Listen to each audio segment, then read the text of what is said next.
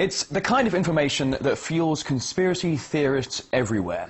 Danish journalists claim that several World Health Organization advisors are on the payroll of leading pharmaceutical companies that make swine flu vaccines. We're now joined by Louise Voller from Copenhagen. She's a journalist at the Danish Daily Information newspaper and co-author of the report. Hello to you, Mrs. Voller. Thank you very much in advance for joining us today. I'll get straight to the point. So, what is the connection between the WHO and big pharmaceutical companies? Well, the biggest problem seems to be that we don't know enough. There's not enough transparency on financial disclosure on the expert groups used by WHO. So, when in time of crisis such as swine flu pandemic, WHO gather an expert group to find out what are the recommendations. What are the recommendations of the vaccine, of the disease, and so on. What we do know is that the pharmaceutical industry is present at the meetings of WHO expert groups, but what we don't know is what they talk about. And another thing is that scientists who appear to be independent are also hired consultants working for the same pharmaceutical companies who produce the vaccines. This is clearly an issue that needs to be taken care of. Right. Well, certainly this is a bit of a potentially touchy subject for not just the pharmaceutical companies, but for the WHO as well. I mean, how do you think the WHO will react to your report?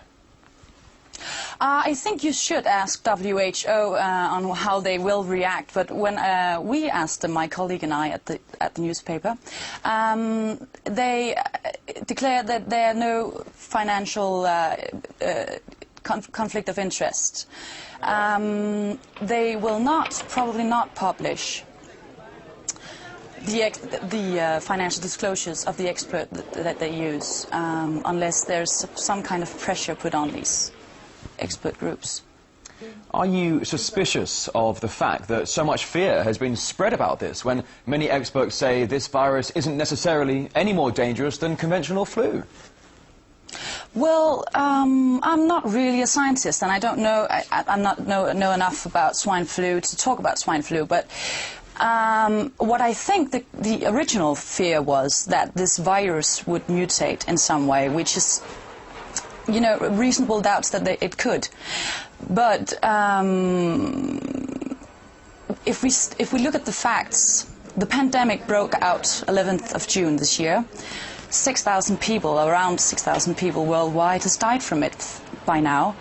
And, you know, 500,000 people die every year from conventional flu. So I'm thinking there's a bit of, you know, mass hysteria about this. So, which is, yes, a bit suspicious. Indeed. And Mrs. Voller, yeah. Sorry, I was just going to say, my final question for you, I know you're busy. Is anything concrete being done to investigate these allegations? No, not currently, not at the moment. I don't think so. I think what needs to be done is that it has to be public what is going on in these meetings, what is going on in these expert groups. Who are the people working for WHO and who else are they working for? Indeed, indeed. And that was Louise Voller from the Danish Daily Information. Thank you very, very much for your time. That certainly is fascinating.